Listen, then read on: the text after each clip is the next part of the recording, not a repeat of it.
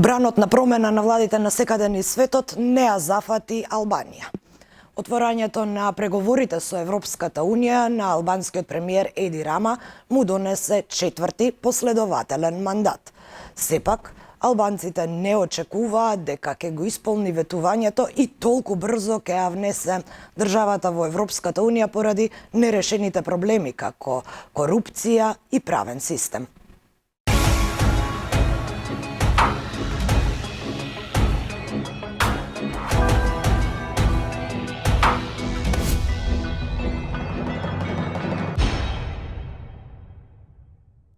Добре дојдовте во уште еден лавиринт, јас сум Кристина Атовска.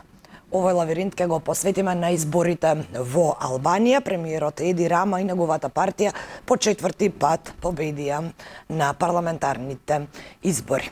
Сосема е известно дека тој останува на чело на Албанија, она што е изненадување, како што велат моите колеги од Албанија, е бројот на пратеници кои тој го освои од 140 пратенички места. Социјалистичката партија на Еди Рама освој 82 пратенички места. Во овој лавиринт разговарам со колегата Ардит Хоџа од Евроњуз, кој ги следеше изборите и ја следи политичката состојба во Албанија.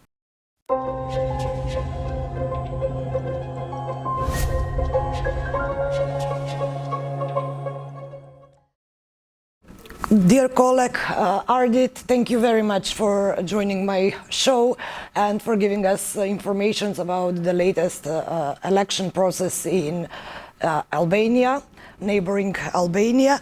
So, first of all, were this results expected? Rama won for the fourth time consecutively, and did you expect this kind of results? Well, first of all, thank you for the invitation. It's a pleasure for me. To answer the questions, to the question, yeah, it's true that the Socialist Party with Prime Minister Edi Rama won the fourth mandate. It was it's not a big surprise that the Socialist Party was the first party to win the election, so to take more votes. But the surprise is the number of votes and the number of the mandates that they will have in the new parliament starting from September. So the fact that the Socialist Party would be winning these elections, there was no surprise, because from 1991 that we have the pluralism, the political pluralism here in Albania. The Socialist Party has won almost all the elections by vote, except only two elections in '92 and in 2009. And it's always like the first party that wins more votes in Albania. But the difference in some cases that has been that those votes that the Socialist Party has taken haven't been enough to form the majority in the parliament. Instead, in the last three elections, starting from 2017, 2021, and 2025 this year, the Socialist Party not only has won the majority of the votes, but also on the majority of the seats in the parliament. So what influenced these elections the most? Because we had the biggest opponent is Sali Berisha from the Democratic Party, and he was under house arrest for almost a year, since 2023 till, if I'm not wrong, November last year. And he was back immediately on the political scene. So, and in the meantime, there was some huge successes from the government, like the opening of the negotiations with the European Union. But also Rama was followed by a few scandals. So what influenced the most in this election process for the citizens to give their vote to Rama's party?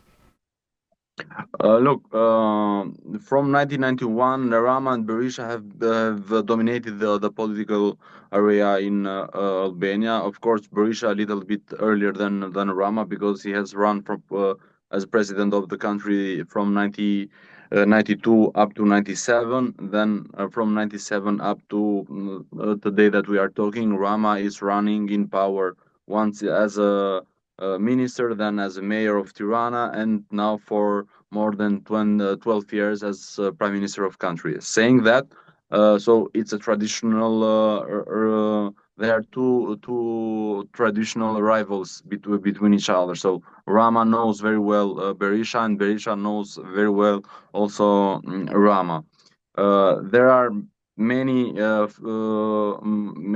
factors that have indicated these elections. First, it's like the Democratic Party has came to these elections after 3 years of uh, um, uh, a war between Democrats in inside. So it has been a party that has split in, and from the Democratic Party of 2021, we have four other small parties that the the deputies of the Democratic Party has formed. So this has been the first indication that has impact this result of the Democratic Party. The second one is that Sali Berisha is being seen by many people as an old politician that cannot bring something new to the country. And the second one, this is well the second one. Then the third one, of course, being in power for more than 12 years. And beside that, the Socialist Party dominates 90% of the municipalities in Albania. They have won in the last elections, in local elections in 2023, more than we have 65 municipalities. They have won, if I'm not wrong now, 60 of them. So they dominate not only in the central political area, but also in local area. All this has had an impact. Beside all these normal impacts, let's say, by the opposition, they have accused the Socialist Party for using the governmental funds and the public institutions to support the Socialist Party, and also they have accused Mr. Rama that have relations with organized crime that helps the Socialist Party to win the election. So there can be a composition of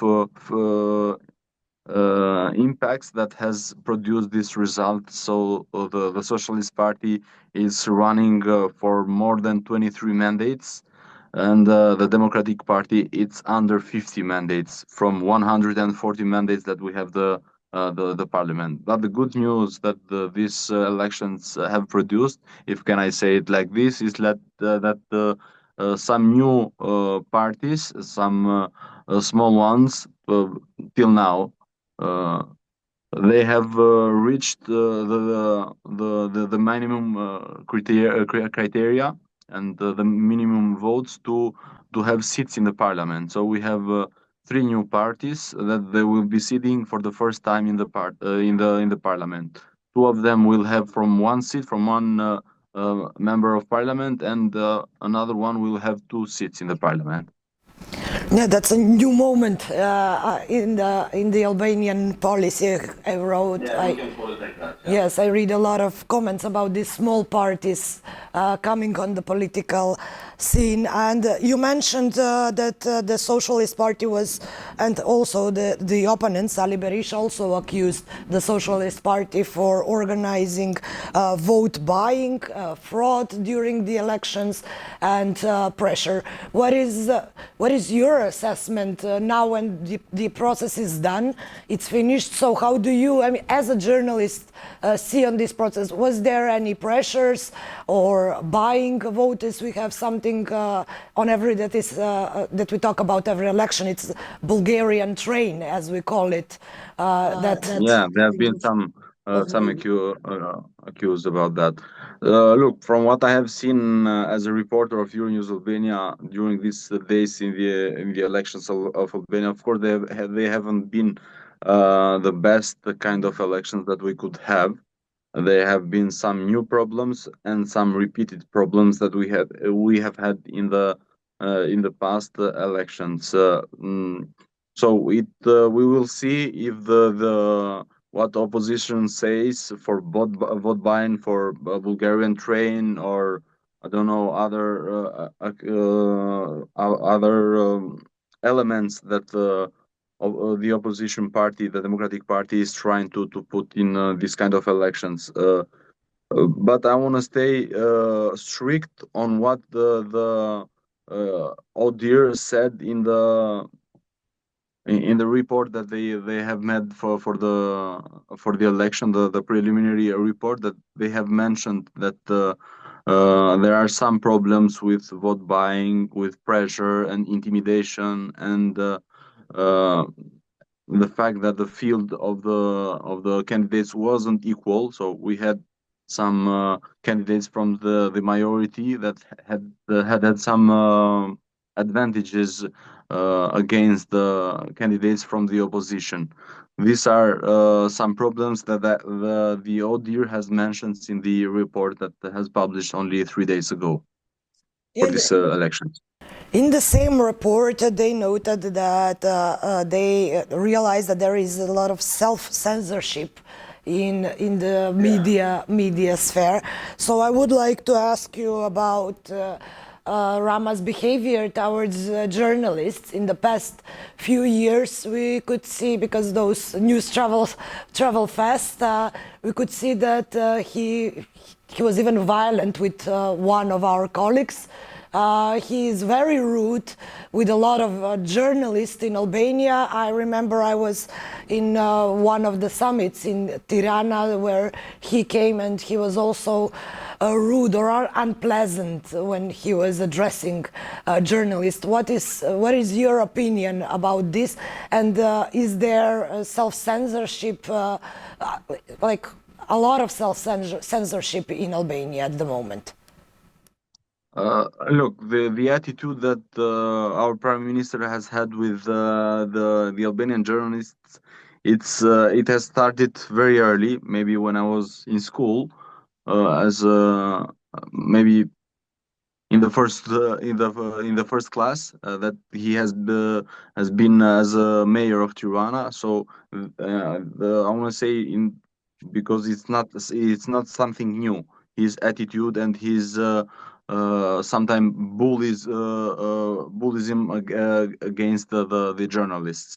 In these elections, we have had a strange phenomenon that the prime minister hasn't appeared in no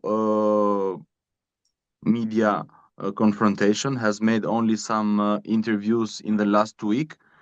So he has chosen some TV stations to give interviews against some journalists, and that's all. So he hasn't made a press conference in the last in the last 4 months, let's say, after the last conference of December for the new year. He hasn't made any confrontations with medias, with declarations, and to give the opportunity to the journalists to ask questions and to confront facts between opinions. So these are some problems that the prime minister, the Albanian prime minister, has with the Albanian journalists. Yeah, I can agree with what the ODIHR says about the self-censor that in some journalists can exist. It's a problem, but also a big problem is that the journalists here in Albania have difficulties doing their job. I think this can be same also there in North Macedonia, but not to simplify it as a problem, but this is a big deal between the government and the free media, if we can call it like this. Also, because I don't believe that in countries like Albania, or what I know for North Macedonia, Kosovo, or other Balkan countries, we still cannot speak about free media as it should be. Unfortunately, yes, it is the situation is same everywhere on the Balkans. There are some movements, but nothing much, nothing as it should be in the end. So do you think that these negotiations that are now open with the European Union can change Albanian politicians and their policy towards journalists? Because journalism is very important for the whole society and most important for the democracy. Look, personally, I don't believe that much that this process of the EU negotiations of Albania will advance in that kind of speed that the Albanian Prime Minister says. I don't believe it. I want to believe it, but I don't believe it. So, saying that, I really hope that the media freedom and the environmental of the environmental of the Albanian journalists to work should be developed, even if we don't be part of the European Union. So we should not wait only to be part of the European Union to resolve our situation of the media freedom. Why is that you don't believe that Albania will enter EU before until 2030? That was the expectation of the Prime Minister Rama, and according to European officials, the next big date or next big year for the enlargement is 2030. Why is that you don't believe that it is possible for Albania to enter the European Union? I said it. I want to believe it, but I'm skeptical because I see how things are going in the country. So we really have some big issues to be resolved before going on that point. But of course, I don't accept the fact that with the political movement, the European Union can include on it all the countries that they want. So saying that. I'm talking about the specific criteria that a country of the European Union has and what Albania has. So we have problems with justice, even though we have made some steps forward. We have problems with we have economic problems. We have problems with the infrastructure. We have problem with media freedom that we have talked. So there are many fields and many topics that the Albania, on what I see and what I have seen in many countries of the European Union that I have seen and then I have read about them. I really see it very difficult. Of course, not impossible, because I said if the European Union decides to include on their family Albania or other countries of the Western Balkans, it's a political choice. But talking about facts and talking about real things that Albania should complete, I really see it very far. You don't see political will to make all the reforms that EU asks?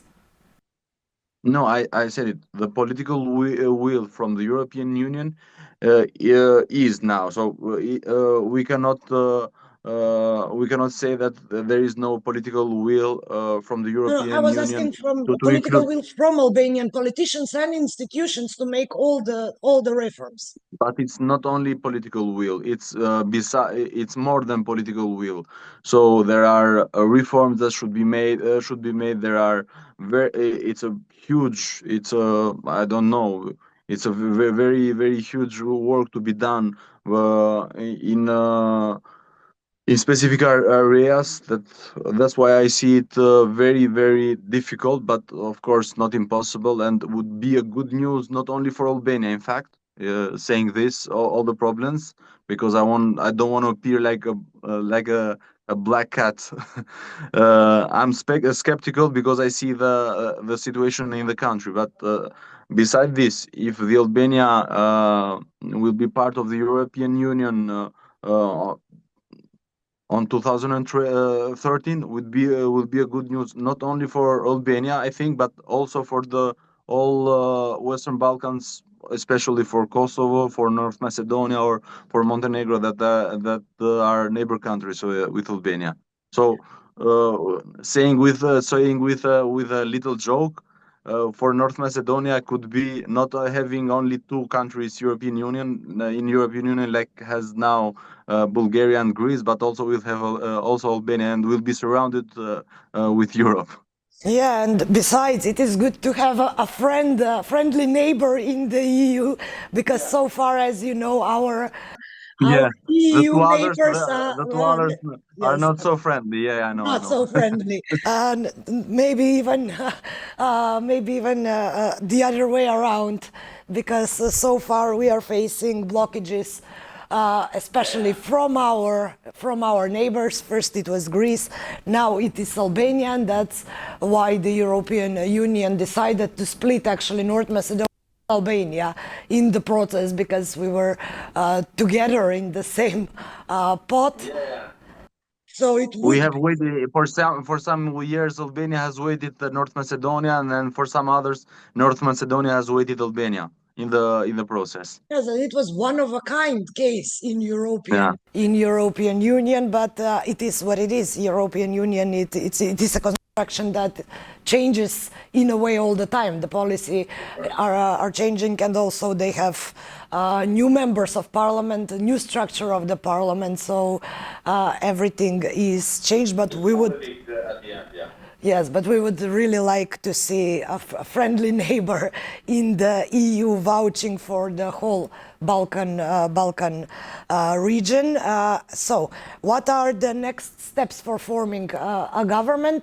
What are the deadlines for constituting the parliament and the prime minister actually to take over, I would say, but to continue with his new mandate? So the new parliament will take place in September, because until July we will still continue to have the old parliament, even though the elections were in 11 May. The electoral code here in Albania indicates that the new parliament will take over on September, and from that moment can be formed will be constituted the new parliament and the new government, of course with the same prime minister, but I think that will be there will have some changes in the ministers and some other areas. Maybe the head of the parliament can be changed, and some other, let's say, roles from the Socialist Party in the parliament. And what about citizens' expectations from these elections? What do they expect from the old new government? I'm asking you this especially in the context of corruption, because in the past few years we could see many scandals with corruption concerning the Socialist Party. One of them is the incinerators scandal. So what are the expectations of the people? Now it is a different situation because of the open negotiations with the EU. So are Albanians expecting, as let's say, new blank sheet when it comes to the corruption? Do you expect less corruption, more straightened judiciary system, or do you think that after these elections, since it's the same ruling party on the same place, you think that that is not going to happen, because corruption is maybe the most painful thing for the whole Balkanians here, that it's something that we are trying to fight for so long, but we are keep losing that fight? Yeah, I think that not many things will be changed, even though the Prime Minister, Mr. Rama, during the electoral campaign, promised that we'll have more other steps, fighting the corruption and building the state of law. But I sincerely think that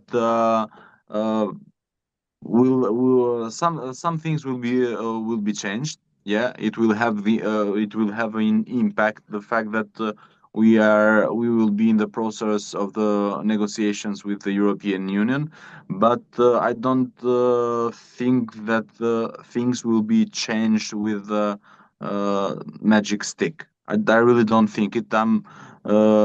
Maybe from as a journalist, or from what I see in field, I'm skeptical many regions, reasons. I mean, so I think in the economic field, Albania will benefit a little bit more because there are some donations and some programs that the European Union offers for countries during the process of negotiations. But we still gonna have to face big problems with the state of law, building the state of law, and fighting corruption, especially corruption in the big with big numbers. We are not talking about anymore for corruptions in small offices, because in Albania we now almost of the services we have it online. So this kind of corruption, let's say, it almost is disappeared. It doesn't exist anymore. But the problem is the corruption with big numbers. Yes, that's And the I'm problem. referring to the scandals that you mentioned, the incinerators, or other scandals that the Socialist Party has faced during these 12 years. Yes, as I said, that's the biggest problem of all of the Balkan countries, even the members of the European Union countries. Yeah, of course. Dear colleague, thank you very much for accepting this interview and for giving us some insight of this process. Thank you again. Thank you. It was a pleasure.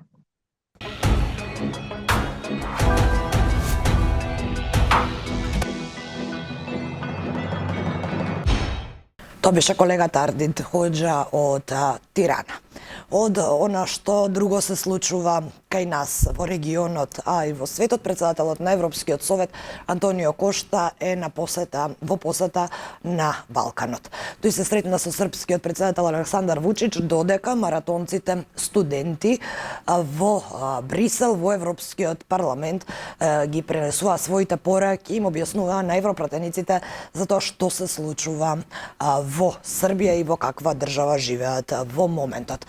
По Србија, Кошта ја посети и нашата земја и Северна Македонија одовде во Скопје ја повторно ја испрати истата порака и ги повтори ставовите на Унијата дека за Северна Македонија нема план Б и дека остануваат фокусирани на планот А, што предвидува исполнување на она што веќе е договорено, иако нашата актуелна влада смета, се уште верува дека може да се направат некакви поместувања за она што ние треба да го исполниме, а тоа е внесување на бугарите во Уставот. Како што слушнавте и од колегата од Албанија, иако Албанија ги доби, односно ги почна преговорите, сепак и таму очекувањата дека Албанија толку брзо ќе влезе во Унијата се многу мали.